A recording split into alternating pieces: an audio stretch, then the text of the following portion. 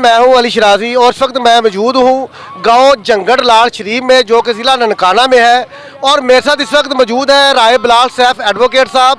यहाँ पर पाकिस्तान लेवल के घोड़ों का डांस हर साल मुनक्किद किया जाता है। तो आए राय साहब से पूछते हैं कि ये कब से ये जो डांस है घोड़ों का ये शुरू है। अस्सलाम वालेकुम। जी वालेकुम जी सर, अस्सलाम। बताएं ज़रा इस इवेंट के बारे में। ये हमारा इवेंट बाबा बशीर दौला शाह वली का जो मेला इनकाद, मेरे ख्याल से 15वां ये हमारा सालाना मेला इनकाद किया जा रहा है। और इसमें 2 दिन जो घोड़ा डांस रखा गया है। पहले दिन ख़त्म होता है, 3 दिन का ये मेला होता है। और 2 दिन में मेरे ख्याल से 150 का घोड़ा करीब आता है, जिनकी रिहाइश